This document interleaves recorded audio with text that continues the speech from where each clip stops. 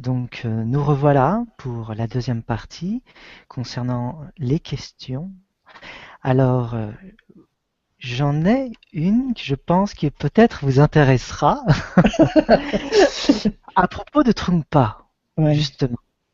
Trungpa est une personne assez décriée dans le monde bouddhiste.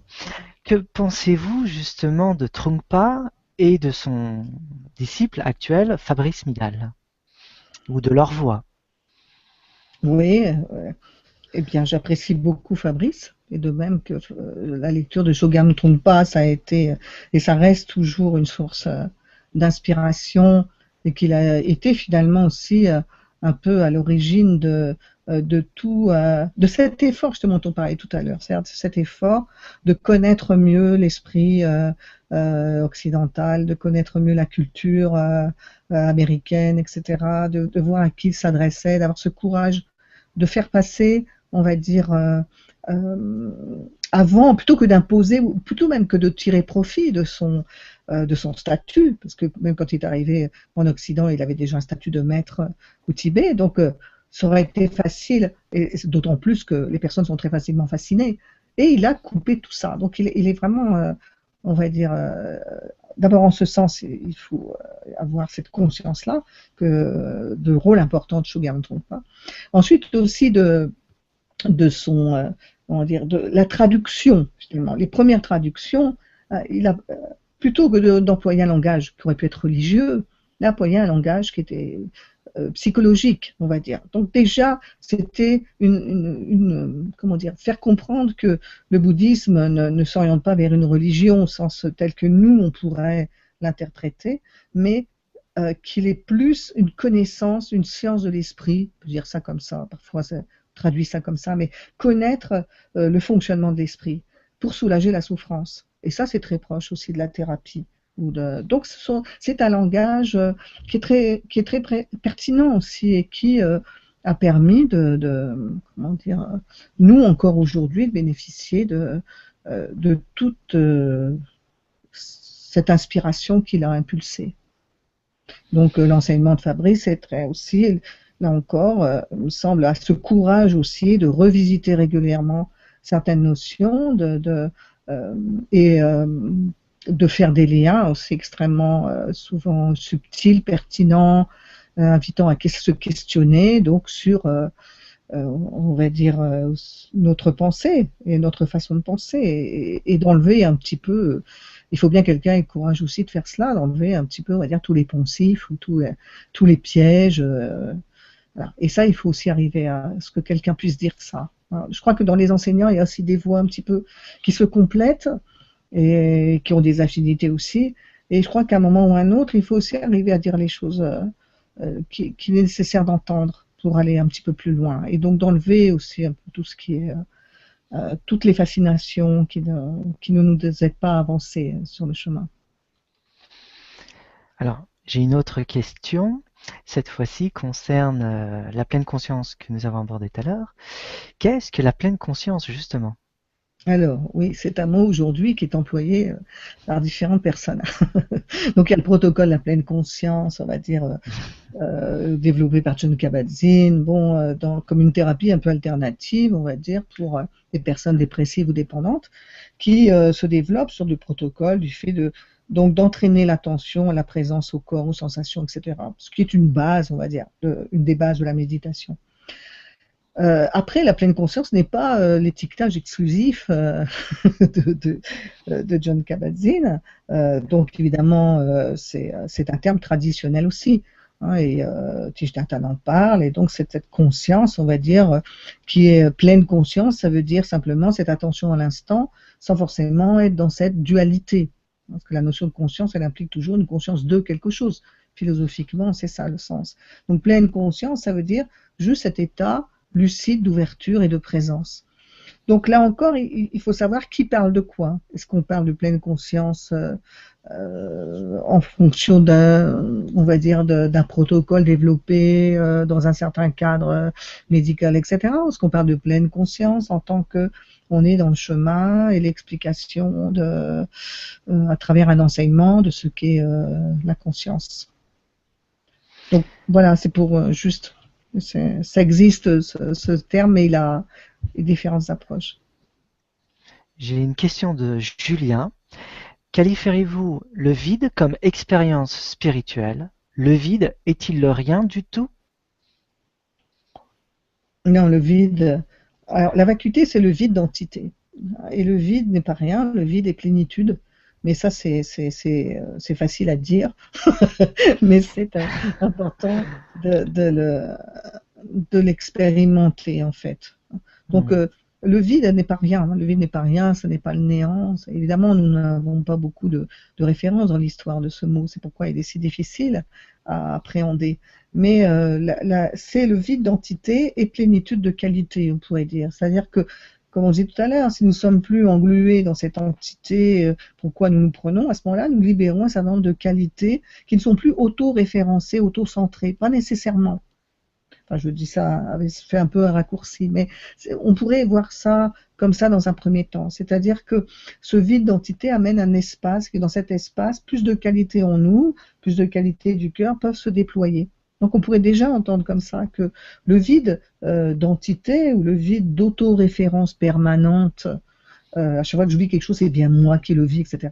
Le fait de ne pas être obligé toujours de s'auto-référencer amène, on va dire, une ouverture, une disponibilité à l'instant, et ça amène une certaine plénitude. Parce que finalement, quand je suis plus dans l'autoréférence plein de moi, qu'est-ce que je vois dans cette ouverture? Je vois le monde.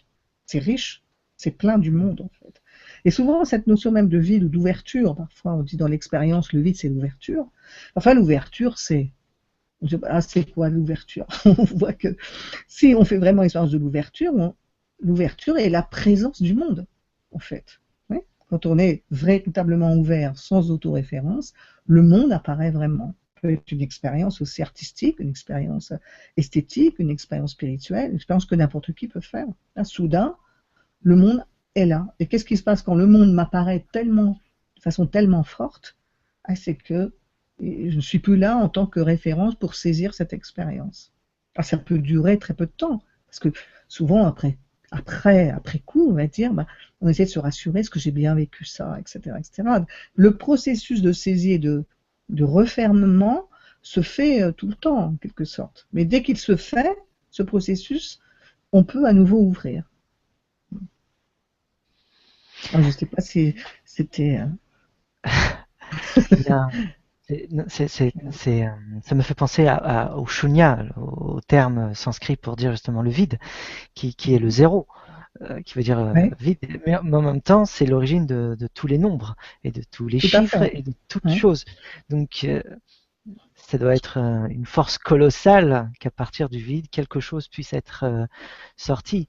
Donc sommes-nous face à une création ex nihilo, à partir de rien justement, ou bien plutôt à partir du tout plénière, qui, à force de s'auto-créer, se s'inhibe lui-même, crée une sorte d'inhibition. Vous voyez ce que j'essaye de dire? c'est compliqué, comme vous dites, mais j'essaie de voir. Alors, c'est parce que on est vraiment aussi dans les mots que l'on connaît en fait. Hein. Quand on dit le vide, alors on va de rien, de rien. Mais comme ça n'est pas le rien et que c'est la plénitude, en fait, ce que je vais exprimer peut-être un petit peu complexe, en même temps que ça peut s'entendre tout à fait. C'est-à-dire, on parle par exemple euh, dans la voie du tantra, on parle euh, appeler les trois corps du Bouddha, qui sont trois façons d'expérimenter. Et le premier corps ou la première expérience, on va dire, c'est celle justement de ce qui est sans forme. On va plutôt dire comme ça. C'est-à-dire cette notion de vide, c'est effectivement, d'où tout émerge, mais un peu comme, alors l'image, ça pourrait être l'océan et les vagues. Donc il y a les vagues, il y a les vagues, et puis si on regarde d'où viennent les vagues, on voit qu'il y a l'océan, et que l'océan amène effectivement les vagues. Tant qu'on est focalisé sur les vagues, qui serait là le corps, on va dire, d'apparence, le corps qui apparaît, hein, le corps d'émanation, donc on voit cela. Et puis si ensuite on regarde où ça vient, on voit qu'il y a un niveau au-delà des vagues, appelons ce niveau informel. Et entre ce niveau informel et les vagues, si on regarde la texture même de ce qui est fait, alors on voit qu'il y a dans l'ensemble on va dire, de l'expérience, la présence d'une certaine luminosité, d'une certaine texture, à dire. C'est-à-dire qu'il y a que le vide est dans les formes et que les formes sont vides. Et que c'est inséparable en fait, c'est ça que ça signifie. C'est-à-dire on ne peut pas dire que du vide apparaît quelque chose, mais que selon comment ensuite nous expérimentons cette notion, c'est que nous n'avons pas d'autre moyen d'appréhender le vide qu'à travers les formes. Il faut donc voir dans les formes. Une autre image, c'est celle du miroir, par exemple. Si vous regardez dans un miroir, il y a l'espace du miroir, d'accord? Cet espace ne peut pas être saisi. Ce dont nous parlons là, l'esprit, dans le sens de vacuité, on ne peut pas le saisir. Pourquoi on le compare à l'espace où il est insaisissable et pourtant il est omnipénétrant et il permet tout, ce vide, cette vacuité, ce sans forme, comme l'espace d'un miroir. Et en même temps, le miroir reflète quelque chose. Ça veut dire que cet espace est indissociable d'une certaine clarté. On ne peut pas séparer d'un côté l'espace et de l'autre côté la clarté. La clarté est inhérente à cet espace. Et en même temps, quand je regarde dans le miroir, tout ce qui apparaît a la même nature. Le miroir ne dit pas celui-ci c'est mieux, celui-là c'est pas bien, celui-là je le reflète, celui-là je le reflète pas. Donc il y a une équanimité dans le miroir, une égalité dans le miroir qui fait que tout est de la même nature finalement, vide et clair. Tout est même nature, vide et clair. En même temps, le fait qu'il y ait du mouvement dans ce miroir, ben, ça montre qu'il y a du mouvement, il y a de l'énergie en même temps. Et le fait que chaque chose apparaisse sans être un gros brouillon, un gros chaos ou quelque chose de confus, c'est l'aspect discernant de l'esprit. Ça, cette image du miroir reflète les qualités de l'esprit dans son aspect le plus ultime, on dirait, dans son aspect dévoilé, lorsqu'il n'est pas voilé par toutes sortes de conditionnements. Donc voilà ce qu'est la nature de l'esprit. Voilà ce qu'est le vide plénitude. On peut le vivre dans ces 5 aspects. Du miroir, l'espace du miroir et la clarté est indissociable, inséparable de l'espace qui est le miroir, et là-dedans apparaissent toutes les formes, elles apparaissent distinctement, elles apparaissent en mouvement, elles apparaissent dans l'équanimité de leur nature, claire et vide, parce que c'est ce que le miroir reflète. Ce sont des images, hein, mais ces images peuvent nous faire comprendre justement quelque chose où là le mental ou même la réflexion philosophique ne peut pas aller. C'est pourquoi il y a beaucoup d'images ou d'histoires, parce qu'elles ont leur sens dans l'intelligence de l'expérience, en fait. Donc, je suis désolée si c'est un petit peu compliqué, mais c'est juste pour faire sentir que c'est très difficile d'abord parce que, comme on disait, il y a des notions qu'il est difficile de mettre dans les deux champs, parce qu'on parle complètement d'autre chose. Donc il faut accepter d'entendre une autre façon de décrire l'expérience. J'ai une question de Didier. Quelle Oui. différence faites-vous entre le psychologisme et la spiritualité? Ne pensez-vous pas qu'il y a une grande confusion actuelle en Occident? Alors, oui, ce qui est sûr, c'est que nous avons un héritage, on va dire, lié à la psychologie, toute une histoire de la psychologie. Après, il faut toujours voir aussi l'aspect, comme on dit, réducteur des choses. Et à trop, finalement, dans l'aspect psychologique, voir des problèmes, à trop être autoréférencé en permanence, il y a vraiment une réduction du champ de conscience. Il y a vraiment une réduction. Et c'est vrai que même quand on fait des enseignements, c'est ce qui m'a amené, moi, à développer des aspects thérapeutiques. Certaines thérapies, bien sûr, justement, qui étaient des thérapies systémiques. Parce qu'on voit que c'est très difficile de comprendre un certain nombre de choses si on reste enfermé, même si on entend parler d'interdépendance. C'est pas pour ça qu'on va vivre l'interdépendance. C'est une vraie révolution d'esprit de vraiment vivre le systémique ou l'interdépendance. Ce n'est pas si facile. Donc, souvent, on revient, même ça, on essaie d'ouvrir comme ça, et après, on revient à ces problèmes, et à ces problèmes qui finalement peuvent pas se résoudre, comment dire, comme je disais tout à l'heure, c'est l'ego qui essaie de résoudre des problèmes qu'il a lui-même créés. Alors évidemment, ça s'appelle le samsara, hein, ça s'appelle tourner en rond dans le carré de ses problèmes. Donc il faut s'éjecter, sinon on fait comme le hamster, on tourne dans la roue, mais heureusement à un moment donné, soit une circonstance, soit un éclair, soit permet de... Et de même, dans la question qui est posée, et merci de l'avoir posée, donc ce qui est important aussi, c'est de redonner aussi tous ces lettres de noblesse à la spiritualité, à l'esprit. Nous sommes tous, voilà, nous avons tous un esprit, nous sommes tous concernés par, on va dire, un certain nombre de questionnements, d'ouverture et de qualité à vivre, et cette dimension, elle a besoin vraiment aussi d'être réhabilitée. Ça va ensemble en quelque sorte, c'est-à-dire que oui, la psychologie ne peut pas remplacer la spiritualité, mais ça a longtemps été un combat, c'est-à-dire ceux qui étaient spirituels, c'était un petit peu, ils avaient besoin de leur boubou, leur petit mala, leur petit machin, parce qu'ils étaient encore des enfants. Avec cette vision infantile de la spiritualité. La spiritualité se défendait en disant de toute façon, on n'a rien à voir, on dépasse tout, on fait un trait sur le passé. Ça n'est pas bon non plus. En toute chose, là encore, la voie du milieu, les passerelles, il faut circuler pour justement arriver à sortir de la psychothérapie trop auto-centrée, trouver des thérapies qui ont une dimension déjà, ou qui peuvent en tout cas l'inclure tout à fait, une dimension spirituelle. Une plus grande ouverture du champ de conscience. Alors, j'ai d'autres questions, assez pointues encore une fois. J'ai un auditeur qui essaye de signaler quelque chose qui est qu'on a eu du mal déjà à expliquer, mais on va reposer la question. Quelle différence y a-t-il entre l'esprit et le mental?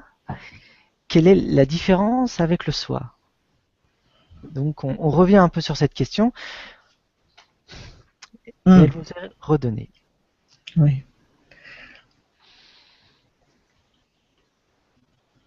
Alors l'esprit, dans l'enseignement, on va parler, on va prendre un peu de, comment dire, on doit faire avec les mots, donc évidemment. On va parler de l'esprit conditionné, tous ces conditionnements d'esprit. On va parler de l'esprit dans sa nature non conditionnée. Il n'y a pas deux esprits, mais il y a deux façons de vivre cette expérience qu'on appelle l'esprit. Soit on le vit dans sa nature ignorante, voilée, conflictuelle, émotionnelle, duelle, autoréférencée. Soit, on va dire, ces mêmes, ce qu'on pourrait appeler ces mêmes voiles ou conditionnements, une fois qu'ils sont dissous, laissent apparaître, c'est comme l'autre face d'une même pièce en fait. C'est coémergent là aussi. Une fois que cela se dissout, laisse apparaître les qualités de l'esprit. Les qualités de l'esprit, dans sa nature fondamentale, c'est la clarté, c'est l'ouverture, c'est, on va dire, la bonté, la bienveillance, etc. Beaucoup de qualités d'esprit qu'on peut citer. Dans sa nature profonde, ça rejoint aussi l'image que je décrivais précédemment du miroir. Il y a le fait de vivre l'esprit comme un espace et comme la clarté vide de toute apparence. Et ça, c'est une façon d'exprimer, mais il s'agit d'aller à l'expérience de cela, dans la voie. Il n'y a pas de définition sans expérience. Donc, on part de l'esprit dans sa nature conditionnée parce que c'est ce que l'on vit, c'est ce qui est le plus facile. Voilà, parce que c'est ce que l'on vit tout simplement. Pas forcément toujours plus agréable, mais en tout cas, c'est ce que l'on connaît. Et ensuite, il s'agit de voir qu'à travers la dissolution, quand on dissout un petit peu, par exemple, l'autoréférence, dont on parlait tout à l'heure, du soi, comme entité, comme on l'a dit, croire que je suis vraiment quelqu'un, au sens, bien sûr que je suis quelqu'un, c'est pas le problème, mais croire que je suis vraiment quelqu'un, comme quelqu'un de permanent, etc., quelqu'un qui existe comme une base, etc., alors, dès qu'on ouvre un petit peu ça, dès qu'on est un petit peu moins coincé avec ça, alors on découvre que soi, mais c'est plein de choses, soi. On peut dire comme ça. D'abord, on a une histoire, c'est pas fait tout seul, puis nos parents avant, etc. Puis on a des liens avec d'autres qui sont là, etc. Donc, finalement, en s'ouvrant, on développe une qualité qui est une nouvelle qualité, d'une nouvelle compréhension, d'une nouvelle vision, et même peut-être une certaine chaleur avec le monde, etc., etc. Donc, à chaque fois que finalement on dessert un petit peu les taux du soi en tant qu'autoréférence permanente, etc., on va découvrir les qualités de l'esprit. qui est déjà là, ces qualités sont déjà là en fait. Oui. Alors je dirais pas inné, mais on pourrait dire inné, mais ça poserait d'autres problèmes parce qu'inné c'est dans un certain champ. Mais on va dire que ces qualités sont déjà là, puisqu'elles sont liées, et c'est là où il y a une continuité entre la confusion et l'éveil, puisque c'est lié, ça n'est pas deux esprits. Hein, c'est simplement la façon de vivre ce que nous sommes qui fait qu'on est déjà fermé, ouvert dans le conditionnement ou dans les qualités. Le mental, c'est une activité de l'esprit, c'est une activité comme l'intellect, c'est une activité qui a sa raison d'être, qui est utile pour raisonner, réfléchir, etc. Donc il n'y a pas non plus à faire la guerre au mental, il y a juste à savoir que voilà, le mental ne peut pas, il faut lâcher le mental dans la méditation, comme on dit, parce que il s'agit d'aller au-delà pour découvrir autre chose. Sinon, on ne pourra pas, il faut lâcher dans la méditation un petit peu toutes nos habitudes et donc forcément ce qu'on va appeler le mental ou l'intellect pendant ce temps pour découvrir une autre perception, une autre expérience. Mais ensuite, il s'agit justement, cette autre expérience aidera aussi le mental et l'intellect à être plus clair, il n'y a rien à jeter en fait dans l'expérience. On fait la guerre à rien, on ne chasse rien, mais simplement certaines choses ne sont pas à leur place. C'est-à-dire que c'est pas à travers le mental qu'on va approcher la contemplation ou l'esprit dans sa nature ultime. Ça aura une limite. On peut comprendre, on peut réfléchir, on peut philosopher, mais ça a une limite. Donc il faut passer à l'expérience à ce moment-là. Voilà ce que je peux dire sur l'esprit de soi et le mental. J'ai une question de Hélène. Vous qui avez étudié la philosophie, quel penseur lisez-vous actuellement à la suite de votre parcours personnel? Je sais pas si j'ai bien compris la question. Je vais la répéter. Vous qui avez étudié la philosophie, quel penseur lisez-vous actuellement à la suite de votre parcours personnel? Je relis souvent certains auteurs de la philosophie antique. J'aime bien, par exemple, je dois faire un enseignement sur le bonheur, alors j'aime bien me replonger. J'aimais beaucoup Platon voilà. Après, qu'est-ce que je lis actuellement? Donc voilà, par exemple, je lis Ken Wilber, une brève histoire de tout. Donc je ne sais pas. Je lis un peu de tout en fait, et voilà, j'essaie d'être prêt. Je pense que quand on va dans une certaine expérience, on aime bien revisiter, parce qu'évidemment, ce que l'on a fait précédemment, on l'intègre. Donc, on aime bien revisiter des choses que l'on a déjà, on va dire, connues, mais qu'on va vivre différemment. Par exemple, j'aime beaucoup aussi Bachelard ou voilà, des auteurs que de temps en temps, voilà, je tombe dans ma bibliothèque et j'ouvre une page et je lis et je suis toujours émerveillée vraiment de la pensée humaine et de toute cette richesse et cette subtilité. Et souvent, j'aime aussi, bien sûr, faire des petites références dans mes enseignements parce que, justement, c'est très important d'avoir ce respect vis-à-vis aussi des personnes qui ont pensé, qui ont fait ce qu'on est aujourd'hui, qui ont permis ça aussi, en fait. Donc, la philosophie, vous savez, elle est aussi présente, bien sûr, dans le dharma, dans l'enseignement du Bouddha. Ça peut être réfléchir, comme on dit par exemple, sur la vacuité, ça peut aussi faire l'objet d'une certaine intensité intellectuelle, mais c'est essentiellement une expérience, mais ça n'empêche pas, on peut aussi réfléchir. Alors, moi, ça me fait venir certaines idées. On a beaucoup parlé de choses, mais on n'a pas mentionné l'amour. Et l'amour dans tout cela. La compassion. Oui, et avec un l'amour grand A, hein. On entend bien. C'est vrai, avec un grand A. Et un grand M aussi, alors. Ah bon. Alors, l'amour, bien sûr. Alors, on va parler, bien sûr, de l'amour et de la compassion. Ce sont deux faces d'une même pièce aussi. L'amour, c'est vraiment souhaiter que les autres soient heureux et connaissent les causes du bonheur, en fait. L'amour et le bonheur sont liés. Et la compassion, c'est être réceptif, on va dire sensible aux souffrances d'autrui et souhaiter, bien sûr, qu'ils ne rencontrent pas on va dire, qui s'éloigne des causes de souffrance. Donc il y a dans l'amour, évidemment, l'amour, on pourrait dire comme dans les contes. Hein. Dans les contes, il y a toujours l'amour à la fin, et donc qui est la grande résolution. Mais là aussi, on a besoin de dépoussiérer énormément. Qu'est-ce que l'amour? Alors quand vous voyez, si vous apprenez l'amour à travers la télé-réalité ou à travers un certain nombre de choses quand même qui nous imprègnent, alors qu'est devenu l'amour? Qu'est devenu l'amour? Ah oui, voilà. C'est une grande notion à, on va lui redonner aussi beaucoup d'éclat, on va dire. Et c'est important, je crois. C'est vrai que ça peut paraître de bateau, vous dites l'amour, l'amour. Ou alors on s'extasie, ou alors on est très cynique, mais je crois qu'il a aussi il y a une voie qui est de redécouvrir que d'abord l'amour, c'est vraiment entrer en amitié aussi avec ce que l'on est, avec l'instant, que l'amour, on peut le ressentir dans la nature, on peut le ressentir comme un élan du cœur en nous, et que ça n'est pas forcément l'amour, l'aspect sentimental. Donc aujourd'hui, c'est un peu réduit l'amour sentimental, la guerre entre les hommes et les femmes, l'amour ou le sexe, etc. Enfin bref, des choses qui finalement, là aussi, sont plutôt des impasses et font exister des problèmes qui, sinon, n'existeraient pas d'ailleurs. Donc il y a à revisiter effectivement la notion d'amour. Qu'est-ce que c'est? Souvent, l'amour, c'est aussi être présent.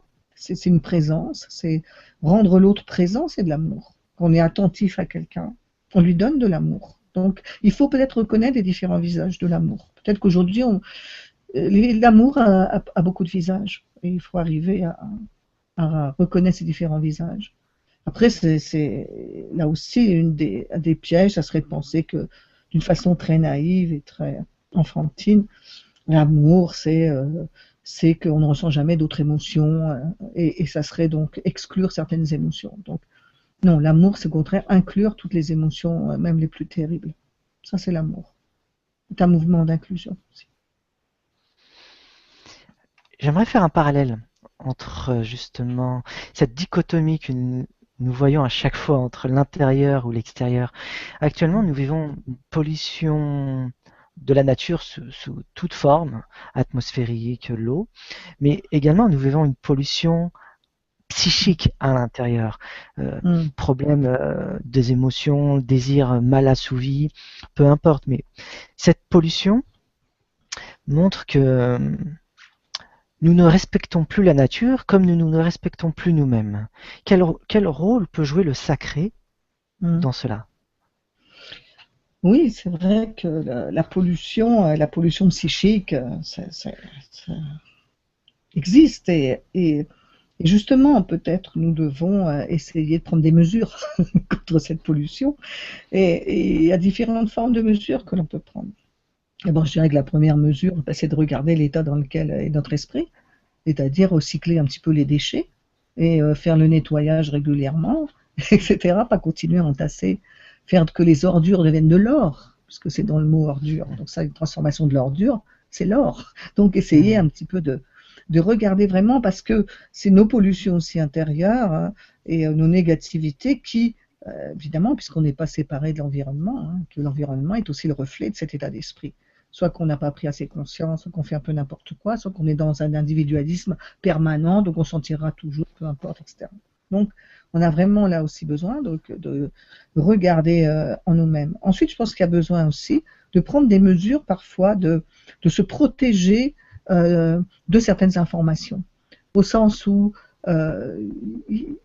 comment dire, il faut savoir mettre un espace aussi autour de soi pour arriver encore à penser et pas à être que sous des émotions comme la peur, comme la haine, c'est-à-dire trop d'informations qui amènent des formes, on va dire, de panique et de confusion intérieure, qui font qu'on a du mal à penser réellement. Donc il y a bien sûr, il y a la nature, mais il y a aussi voilà, les hommes, les hommes et le monde et tout ça est complexe, comme dirait Edgar Morin, et donc on a vraiment besoin de voir toute cette complexité et là où on est, ce qu'on peut faire, on peut faire quelque chose. Et parfois, justement, prendre un temps de silence, prendre un temps, on s'arrête un peu, on respire, et parce que par exemple, dans les ateliers que j'anime, je vois souvent des personnes, alors elles ont appris à des événements et donc du coup elles ont regardé la télé avec des informations qui passent en boucle.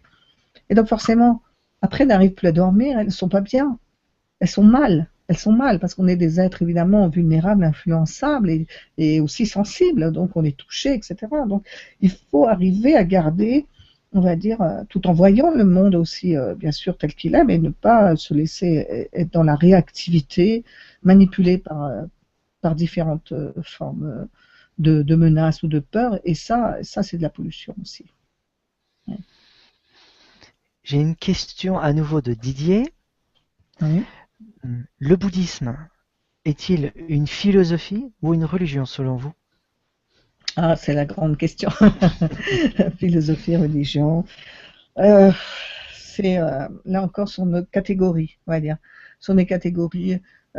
S'il fallait donner une définition du bouddhisme, ce serait voir les choses telles qu'elles sont dans leur nature de vacuité. Ce serait une définition. Est-ce que c'est philosophique? Est-ce que c'est religieux? Alors évidemment, philosophique pour nous, le problème c'est un petit peu que justement on a tendance à penser que c'est léger, c'est une philosophie ou c'est un monde, voilà, c'est un monde de pensée. Or, ce qu'a transmis le Bouddha, c'est extrêmement concret, expérientiel. Donc, ça n'est pas une philosophie telle qu'on l'entend vraiment pour nous. Ensuite, il y a, est-ce que c'est une religion? Alors là, oulala, là c'est la grande, le La grand grande branle-bas de question. combat autour du mot religion qui est devenu extrêmement, effectivement, délicat, difficile, compliqué. Alors, on va toujours s'en sortir par une pirouette étymologique, effectivement, si on entend religieux parce qu'il nous relie à quelque chose qui est au-delà de ce que nous sommes là en tant que simplement limité à notre personnalité, bon, on peut dire que oui, c'est une religion. En même temps, si on entend religion telle qu'un ensemble de dogmes ou d'écrits, Pierre le Bouddha n'a rien écrit, évidemment, si on entend des choses, on va dire, religieuses qui nous dictent notre conduite, toute la question est quand on entend par religion, et je crois que là, alors là c'est un mot, on ne sait plus très bien quoi se fier pour répondre à ce genre de questions. Donc, on pourrait dire que selon comment on l'aborde, et en tout cas en Occident, c'est le bouddhisme, c'est une compréhension qui amène à une expérience. L'expérience éclaire la compréhension. Et le troisième aspect, c'est l'intégration de cela dans notre vie quotidienne. Donc, il y a un aspect, on peut dire, oui, philosophique, il y a un aspect éthique, et il y a un aspect surtout d'expérience. Donc, il y a un aspect yogique au sens, il faut expérimenter à travers le corps, concrètement, ce que nous sommes aussi. Donc voilà, donc c'est la difficulté, c'est-à-dire qu'il faut un petit peu des fois remettre en cause les classeurs, pour ne pas faire entrer certains mots dans le classeur. Donc soit on se dit bon bah il faut absolument y arriver, soit on dit bon bah tant pis, on laisse de côté le classeur habituel. Voilà, donc philosophie et religion. Ça, ça, ça me fait penser encore une fois à toujours ce paradoxe qui nous poursuit jusqu'à la fin dans cette aventure. Euh, Oui. donc, je pense que nous n'avons pas assez de concepts, voire pourquoi avoir des concepts? Peut-être c'est une question à poser, mais nous n'avons pas assez de concepts pour concevoir euh, un autre monde qui est très différent du monde occidental, que ça soit le bouddhisme ou que ça soit, je ne sais pas, le judaïsme, peu importe. Vous ne pensez pas que justement ces concepts-là, on ne doit pas les ranger comme des classeurs, comme vous voulez de le mentionner, mais Mm. plutôt apprendre à penser comme l'autre pense. En tout cas, c'est important d'avoir une certaine ouverture. D'abord, d'avoir un respect de comment les autres présentent une expérience qui est au-delà de toutes les traditions, les religions. L'expérience elle-même n'appartient à personne, n'appartient à personne à l'exclusivité. De même, le bouddhisme n'a pas l'exclusivité de l'éveil. Personne n'a l'exclusivité d'une expérience qui est au-delà de toutes les traditions. Mais il se trouve que chaque tradition, en fonction de son enracinement à un endroit, a son langage, sa culture et sa façon d'exprimer ses moyens, etc. Vous savez, on compare parfois ça à une roue avec différents rayons. Et le moyeu de la roue est vide. Tant qu'on est à l'extérieur du cercle de la roue, on prend une tradition, que ce soit voilà, le christianisme, judaïsme, bouddhisme, etc., taoïsme, etc. Donc on tourne autour et puis on voit ça de l'extérieur. Alors on a l'impression qu'ils sont effectivement différents, séparés les uns des autres. Et puis une fois que vous prenez un rayon de la roue, vous apercevez que plus vous allez vers le centre de la roue, qui est l'expérience au-delà de la roue elle-même, alors vous voyez que les autres s'en rapprochent aussi. Donc, je crois que ce qui est intéressant, c'est de pouvoir dialoguer, ça c'est vrai, c'est de pouvoir être à l'écoute, c'est d'avoir le désir, la curiosité bienveillante de connaître l'autre, de ne pas le réduire à ce qu'on croit savoir. Ça, c'est ce que j'appelle aussi l'ignorance, c'est-à-dire je crois que je sais alors que je ne sais pas. Et donc, je mets des étiquettes, ou je refuse, ou je rejette.